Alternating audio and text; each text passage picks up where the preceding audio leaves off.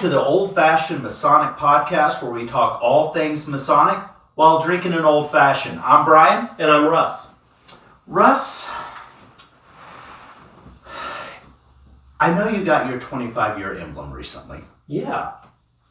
Mathematically speaking, yes, it's possible, but mathematically speaking, do you think that you're going to get your 50-year emblem? Probably not. How old were you when you joined? 28? Yeah.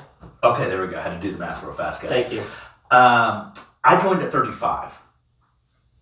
Could I get my... I will probably get my 25-year. You actually think you're going to live that long? Just think of your youth and what you Yes. I will tell you, my father's the oldest living person, male, on my side of mom or dad's side. So I'm going to get my 25. I've had some clean stages of my life. Yes. 50, absolutely Maybe not. the last year. Yeah, 2022 was quite a year. So anyway, based on that, would you tell everyone who we have on the podcast today? Yes. So we have our dear friend, Dennis Roberts. So Dennis is a 50-year Mason. He is. Were you an officer for Dennis when he was master? Yes. What were you? Were you a senior deacon? I was his senior deacon. Senior, you were his right-hand guy. Yeah. So those who don't know Dennis, pay attention to this.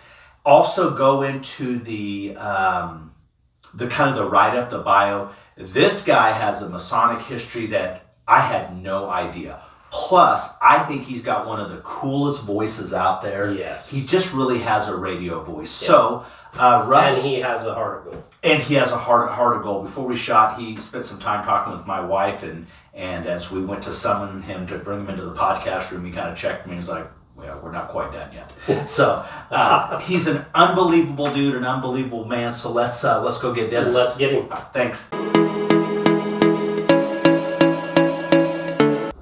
Welcome back, Dennis. Thank you for joining the Old Fashioned Masonic Podcast with Russ and I. We appreciate you being here. It's my personal pleasure, gentlemen. So, we want to talk to you about, on the podcast, you know, we all know about what we do Masonically, and if not, we know we put it in the plug. But what we want to know first, who is Dennis Roberts, the man? Not the Mason, but who's Dennis Roberts, the man? How did this start? Well, simple. Raised up on a farm. Okay. Graduated from high school somewhere in the middle of my class. Started college and realized that academia was not for me. And so just worked my way around the country, moved to California for a while. Came back, joined the Air Force, discharged at McConnell. Then just went directly into work at Cessna. Back in those days, Cessna was running 3 shifts, 24 hours a day. There was no problem getting work. And stayed there for a long time, and then went into several businesses that I had some interest in. Okay. And, I mean, that's pretty much it. I can't think of a whole lot more to add to that. Ever married? Do you have kids? Well, yeah, okay. Married twice. I've got 2 children. One lives in Colorado, and the other one works for Dell Computer in Austin, Texas. Pflugerville? Sir? Pflugerville, just north of Austin? Well, he lives... He has a ranch, 5-acre ranch up north and west of Austin that he works from home. Okay. So a son in Texas and a daughter in Colorado. And a granddaughter in Alabama, and a brother in South Dakota, and a mother in Missouri. So where did you grow up? You said you grew up on a farm. What was that? That wasn't in Kansas, was it? Did you grow up in Kansas? Yeah. Or where'd you? No, Nebraska. Nebraska. Okay. And then moved to Iowa in my senior year of school with my father's job. Okay. And graduated in Ogden, Iowa. Yeah. Okay. All right. Once again, another farm community, and nothing particularly special. We grew up in a farming community, so that was just as normal for us. Yeah. Too. Yeah. So now we know a little bit more about Dennis the man. Hold on. You left out the Air Force. How long were you in the Air Force? Okay, 4 years. 4 years. And what did you do? Now, don't give away stuff that's gonna get you rung up on charges. But what was your job? Okay, I was what was known as a Morse intercept operator. I copied Morse code and Did you know this? on a typewriter, and then it was analyzed by people that knew what I was putting on the typewriter. Okay. Because I couldn't read it. It was gibbish to me. Okay. I knew you didn't know this. So I didn't want that to go past. So. Well, very good. And what year did you get out of the Air Force? Actually, I got out in January of '67. Okay. Yeah. Spent a year in Vietnam. Okay. That was quite an experience. We established a lot of communications over there, and then came back my last year here at McConnell, and then once again I walked out the back gate and went right to work at Cessna. So now that we know a little bit more about Dennis the man, tell us your Masonic journey. So when did you become a Mason, and what? Don't worry about dates, because you've done a lot. But when did you join the Blue Lodge? Where would you like me to start? From the beginning, yes. What lodge? Okay. What year? Okay, started in 1968. Okay. That was the year I was born. Sir? That was the year I was born. Yes, thank you. Yes. Wow. I appreciate Let's that. fire the first shot of the podcast, folks. Yes. Wow. Pressing on. Yes. Went in '68 and just normal Masonic work for a very, very long time. And then Scott Kaler, we all know Scott Kaler, put me in the line. But Great man. In the interim, I was able to perform many functions for the Grand Lodge and for our lodge at a time when a man coming in to become a Mason had to give his work back in a form to advance to the next grade. Yeah. For many, many years, I spent Tuesdays and Thursday nights down at the lodge coaching the fellows, learning their work. Understood. Yeah. And so did that. And then one day that was no longer a requirement. So You were out of a non-paying job. yeah, I got fired. I'm not real sure why. I just went away. But at any rate, that pretty much ended any activity with the Masons for a while. But while I was in that job, Scott Kaler put me in the active line, and moved through the line, became master in 2001. And once again, as it been kind of noted before, I did spend a lot of time in the York Rite. Yes. York Rite was kind of the center of my universe for a long time. Not that I didn't care a lot for my Scottish Rite or the Shrine. Just wasn't your thing. Well, you got, in my opinion, you sort of had to home in on something. Yeah. And if you were going to do that and do a good job, then you had to try to understand the group or the organization that you were in. And that's what it took. And York Rite had many, many, many parts. There are three basic parts of York Rite that everybody goes through. But there are also several appendant degrees that contribute back to the center 3 degrees. And they are all handled in the same way that most Masonic groups are handled. You work your way through a line, become the master, or get in the East for each one of these degrees, and move on. Okay. And I managed to be at the top of all of them. Yeah. So, but it was my York Rite, I think, was I did join the Shrine. And as a matter of fact, was appointed to director staff. But my job that I had at that time, I traveled a lot, and I couldn't do it. I couldn't do it right. Yeah, I couldn't be at meetings. Well, I couldn't. You can only do so much, and I think that Masons come in. What causes the burnout is they feel like they've got to do everything for everyone, and then all of a sudden you hate it. We promote that. Yeah. If you think about it, back in the early years, whenever we would have a class of Master Masons, you would have 2 or 3 representatives from the Scottish Rite and the Shrine there, and they'd be signing guys up at that time. And what the fellows didn't realize that come December 14th, they owed about $200 in dues all over them. It became the reality set in that Oh, I didn't think about that side of it. yeah. I often wonder, why weren't the dues... I'm going to say this. As Masons, we know that when they come in the Blue Lodge, the Scottish Rite, York Rite, and Shrine, they're hawking everyone, right? This is just... Exactly. Why are the dues all due at the same time? Right. Wouldn't you think if you spread that out, it might have helped a little bit? I don't know. Am I Right. flawed? No, I'm sure, but once again, it's like using a credit card. You will pay. Well, that's fair. That's fair. Okay. That's fair. And York Rite, of course, there's 4 bills to pay there. Shrine only one, the Scottish Rite only one. I did attend Scottish Rite meetings quite a bit. John Myers, Hooter Myers, was a very dear friend of mine, and Is. Well, I don't know that. When was the last time you saw him? Well, fair. Yeah. Okay. We don't know where he's at. But Someone he's still said- a friend of yours. Yeah, Yes, but he was okay. a very dear friend of Yes, mine, okay. and I attended because he asked me to. Right.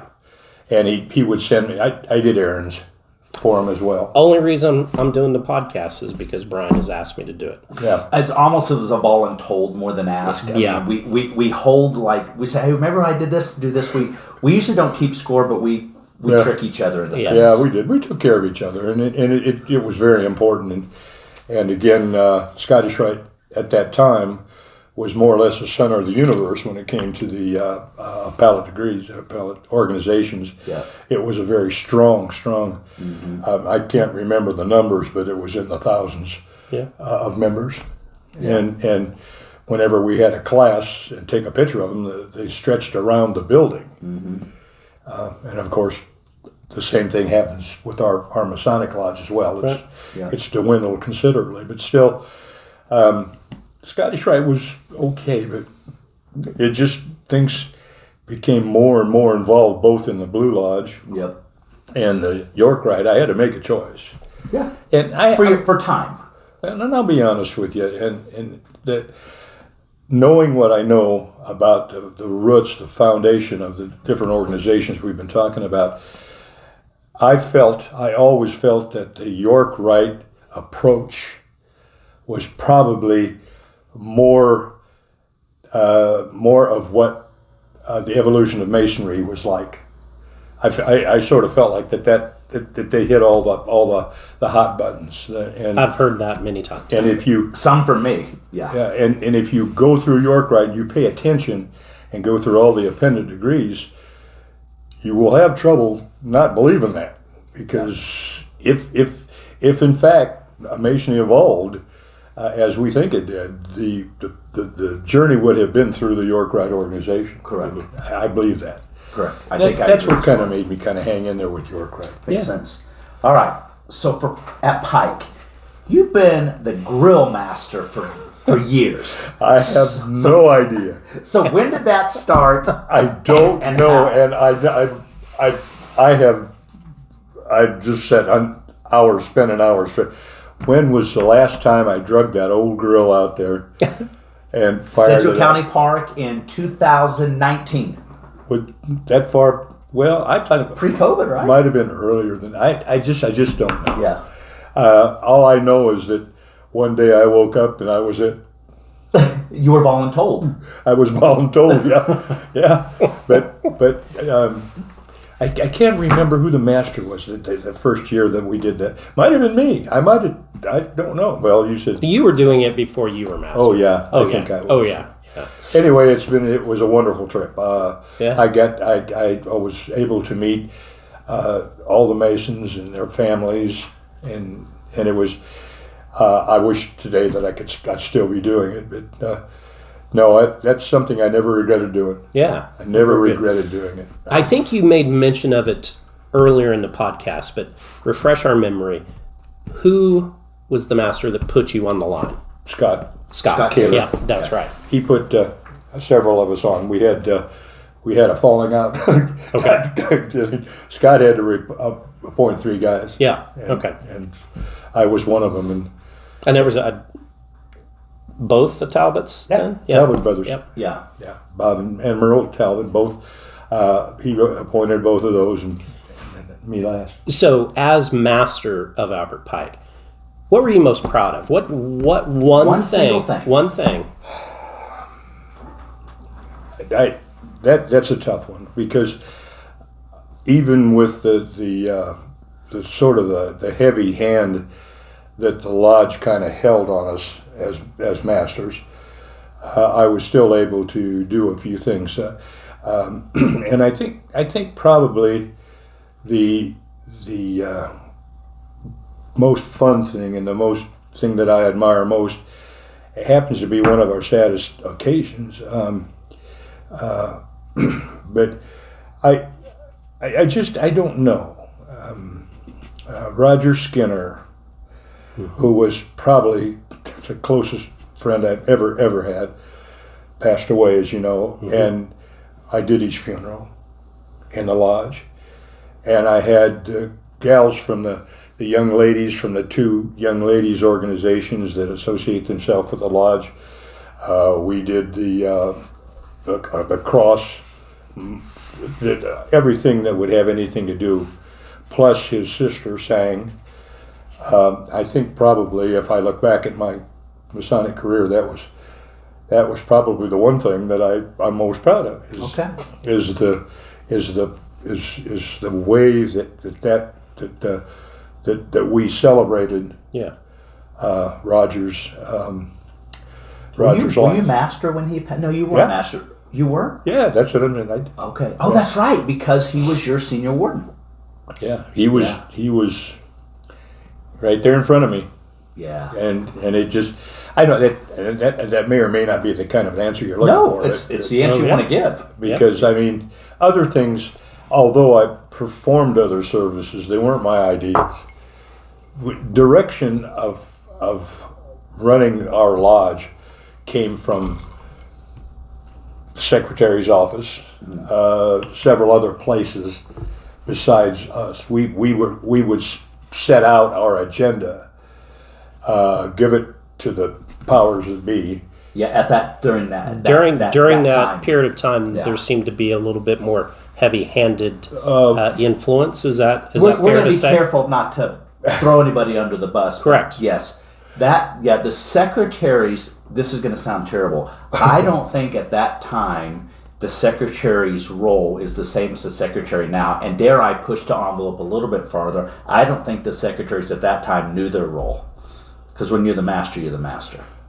The secretary at Albert Pike was the most powerful person in the world. Yeah. You know, if he asked you to jump, you asked him how high on the way up. Right.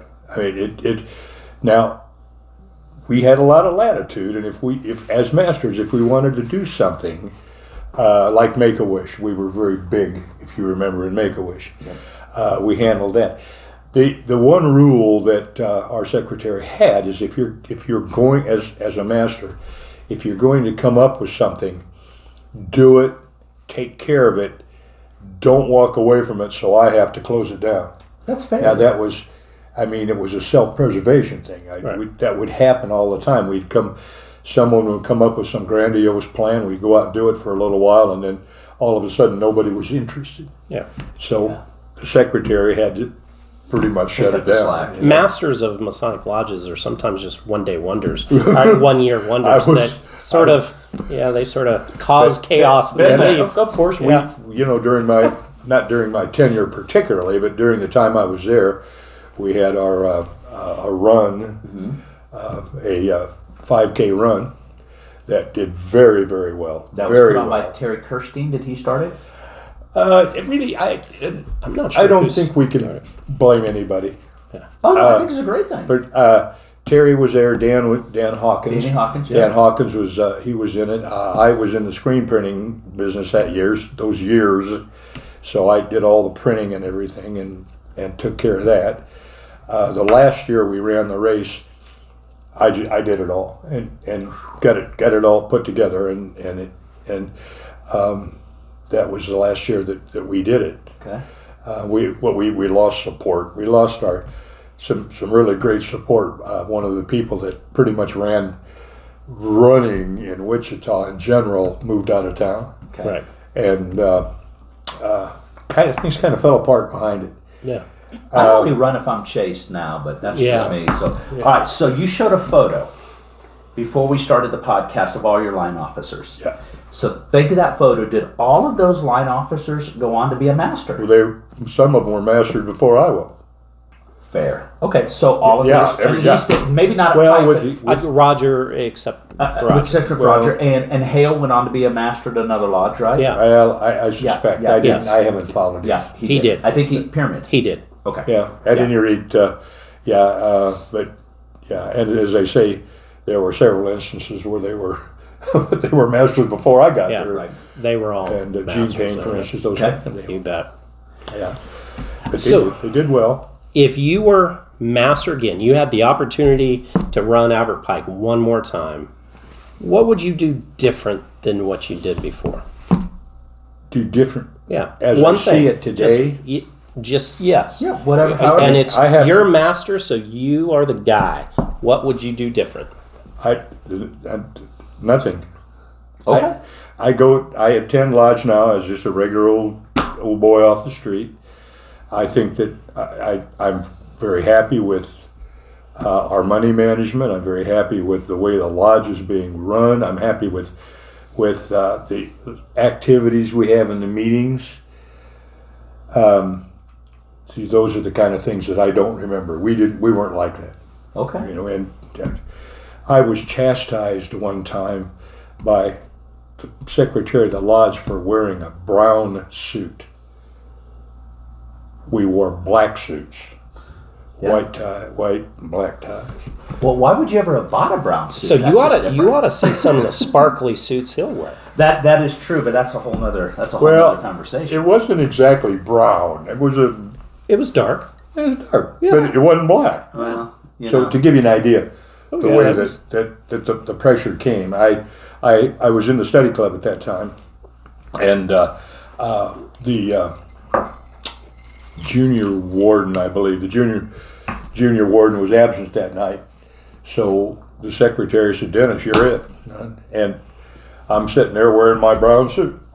And I caught the dickens for wearing a brown suit. I bet you look darn good at it. I did. I looked good in my brown suit. Yes. Okay. So, Dennis, annually we do, let's call it an outing for our junior past master. Okay. Okay. So over the years, you've seen it a lot. Our outing. We'll just call it our outing. Our outing. If you had to go through it again, knowing who is grilling you now, would you be nervous? Oh, who was grilling me now? Like if you were a junior past master and you had to come to our outing and knowing who would be in that room to coach you, how nervous would you be? That's a tough one. I mean, because I have trouble knowing what I know, answering that question. Right.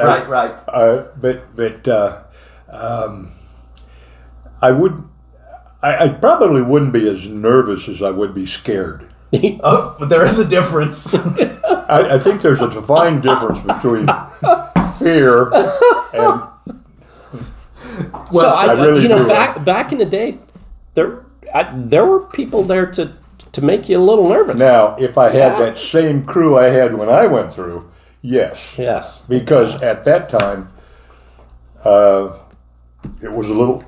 kind of was a little different drill. Right. Well, when I went through, Merle, we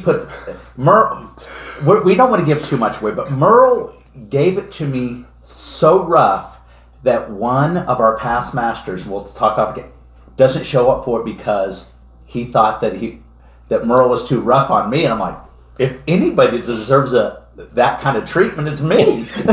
Yes. Merle Talbot. Yes. Merle Talbot. I almost said beating.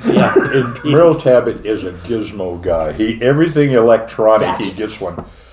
And the year that I was master, he happened to have some device where he could record every possible thing I did wrong. Palm Pilot. Yes. It was a Palm Pilot. Yes. Whatever. Yes. A Palm Pilot. And at my little get-together, Merle, I know pretty. you watch these, Merle, and we're making fun of you because when you get on, we're bringing the heat again. Yes. We love you, Merle. We really do, pal. We really do. That is true. But old Merle, he just he rolled out this list of stuff that I didn't do while I was a master. So I Don't give it away too much. We've got these new boys coming through. Yes, Yeah. we do, and they better be scared. So, Scared is good. from your time as master, now you're a past master, but looking at the past masters that have come behind you. So when they were master, or if they've done something after that, what past master inspires you the most and why? You know, and that's another question that I've pondered, and I would have trouble once again now. My personal life since leaving the master's chair, I've hadn't had a lot of opportunity to attend lodge. I've traveled again and in business, so I'm not real sure what each particular master was responsible for. So I'm going to get back to one of my other comments before. I'm happy now, since I've started attending again, and I've looked back. My inspiration, of course, was guys prior to me, Gene Payne, Kirstein, all of these guys that did in some way or another run their lodge. Yep. And they when I say inspired me to run mine. Right. Which create a nuisance sometimes, but it worked out. Right. So I suppose the answer to your question would be not anyone since then, but prior to that, my inspiration would Very be one good. of those guys. I like it. That's fair. I really wanted to be like him. Yeah. I think I was. No, I think that's fair. Kind of thinking back. I think that's fair. Yeah. You kind of look back through. It's like you wanted to take a piece of a little bit of everyone. Yeah. Yeah, it's fair. Yeah. That's fair. And Now the two guys behind you are actually hosting this podcast. It may not actually ever air now that you've answered that, but that's okay. That's true. That's okay. Thanks for not acknowledging us. Well,